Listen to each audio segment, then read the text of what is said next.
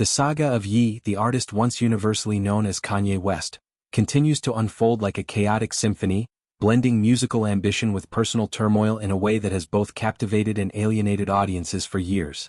In a development that has sent ripples through the global hip-hop community, his highly touted concert in São Paulo, Brazil, set for November 29, 2025, has been unceremoniously scrapped, marking yet another chapter in the rapper's turbulent relationship with the live performance circuit. This isn't merely a logistical hiccup, it's a stark illustration of how Ye's polarizing persona, marked by unfiltered rants, ideological provocations and a refusal to conform, has eroded the very platforms he seeks to command, leaving devoted fans grappling with disappointment and a broader industry questioning the sustainability of his comeback trail. The announcement of the São Paulo show had ignited a spark of excitement earlier in the year, a rare beacon amid Ye's sporadic appearances. On July 1st, via his Instagram platform, a digital diary of sorts for his unscripted musings, Ye teased the event with the succinct caption, "Ye live in Brazil." For followers weary of his prolonged absences from the stage, this was a promise of redemption, a chance to witness the bully and stronger architect in his element, weaving experimental sounds with raw emotional delivery. Brazil, with its vibrant hip-hop scene and history of embracing boundary-pushing artists, seemed like the perfect canvas. Fans mobilized swiftly, snapping up tickets and flooding comment sections with pleas for setlist predictions and outfit speculations. Yet, beneath the hype, storm clouds gathered quickly, transforming anticipation into apprehension. The first major blow landed in October 2025, when the Interlagos racetrack, the sprawling venue synonymous with Formula One adrenaline, abruptly terminated its agreement with Ye's team. This wasn't a minor venue switch. Interlagos represented the event's grandeur, capable of accommodating tens of thousands under the stars. The revocation stemmed from mounting pressures, including logistical nightmares tied to Ye's notoriously elaborate production demands. Think pyrotechnics synced to orchestral swells, multi-screen visuals dissecting his philosophical tangents, and a stage setup that rivals theatrical spectacles.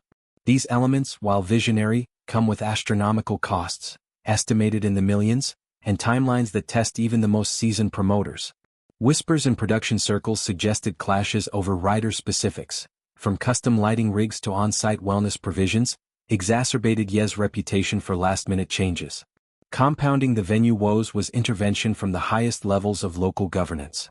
The mayor of São Paulo, citing public safety and cultural sensitivities, explicitly stated that no municipal space would be allocated for the performance.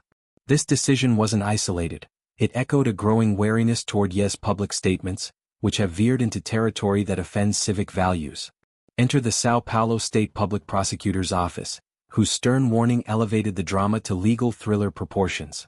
They cautioned that should Ye take the stage, any utterance, lyric or visual element perceived as apologizing for or promoting Nazism could trigger immediate arrest. This directive wasn't hyperbole. Brazil's legal framework, bolstered by post-dictatorship reforms, takes hate speech with utmost gravity, especially in public forums.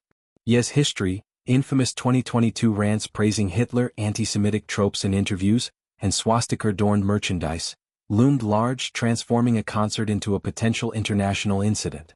Fans, scrolling through updates, oscillated between defending his artistic freedom and acknowledging the real-world fallout. As November dawned, the uncertainty peaked. Social media became a battleground. Supporters erected threads dissecting Ye's genius against his gaffes, while detractors piled on with memes of abandoned stages. On November 20th, the axe fell definitively. Organizers, in a formal missive that read like a diplomatic apology, confirmed the cancellation, their tone laced with regret and deflection. "With great regret, we announce that the concert of artist Kanye West, Ye, scheduled for November 29, 2025 in São Paulo will not be held," the statement began, pinpointing the Interlagos fallout as the catalyst. They elaborated on the unilateral revocation by the public administration, a phrase dripping with frustration over forces beyond their control. Efforts to pivot, scouting alternative sites, negotiating with private landowners, had faltered against a wall of environmental and political will hostility.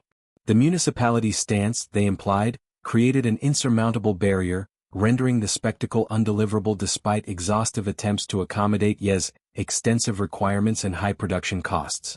Yet, in a nod to die-hard loyalty, the organizers dangled a sliver of optimism.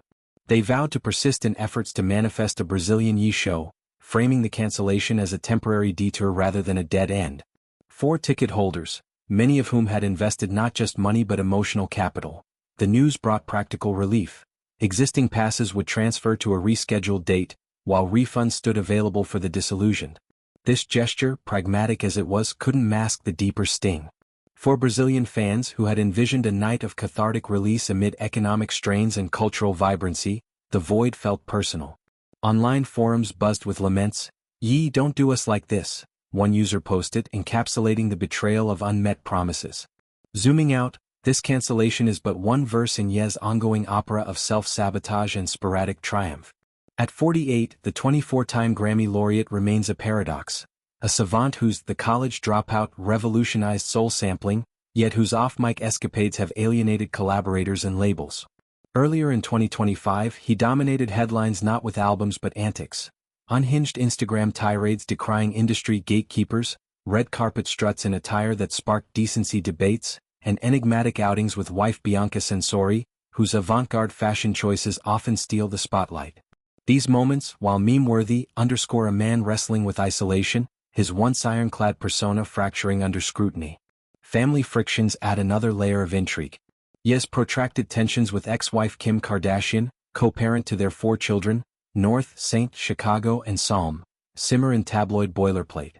Court filings paint a picture of custody skirmishes and financial entanglements, with Ye's outbursts occasionally spilling into child-rearing discourse. Kardashian, now a mogul in her own right, has navigated these waters with calculated poise, her public facade a counterpoint to Ye's volatility.